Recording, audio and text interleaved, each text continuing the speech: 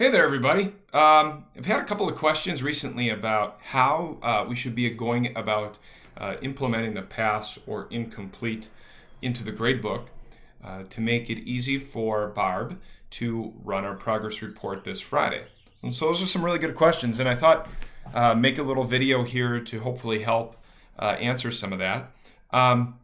What Barb and I did this morning is we turned back on the option to post grades.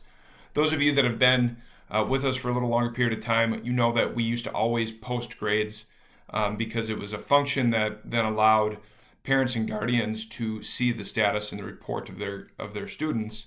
IC has gotten a little bit away from the post grade option because it's supposed to only be for report carding.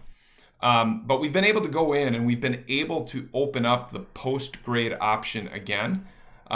So that might make life a little bit easier when it comes to helping us run this report. So I'm going to go to a class. Right now, again, I'm using one of Ashley Waniger's work experience courses.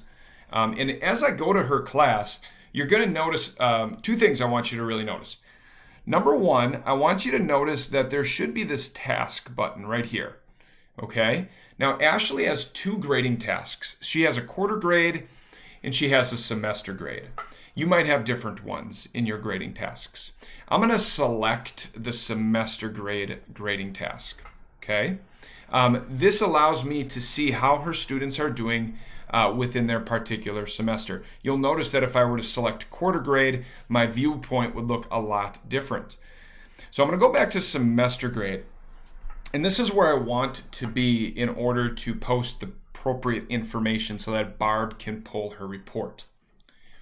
You'll notice also that here in the middle of the screen, you've got what we call an in progress section, and then you've got what we would call a posted section.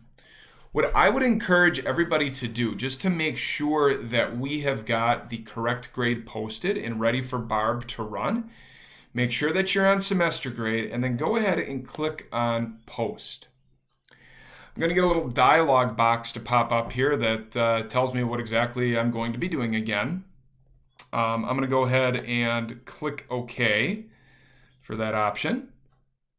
And then it'll tell me, warning, grades will be posted upon save. Okay, that's just warning me because this means that guardians and homeroom teachers and academic lab advisors are going to see a change in the grade.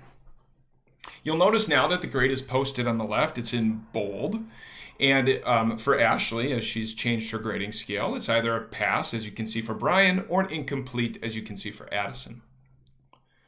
For those of you that are running advanced standing or transcripted credit courses, this gives us another really nice option, which is the ability to hover over the grade section, simply click on it, and you'll notice that we do get a drop-down opportunity.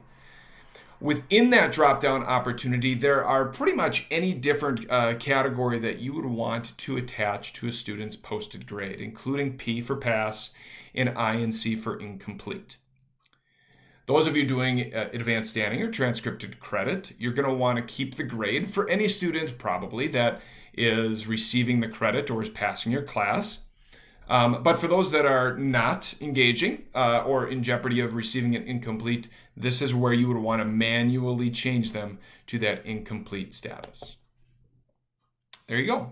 So hopefully we can have you do this. We all want P's or INCs in the grade and posted certainly by midnight on May 14th. So it's this Thursday by midnight so we can run that report.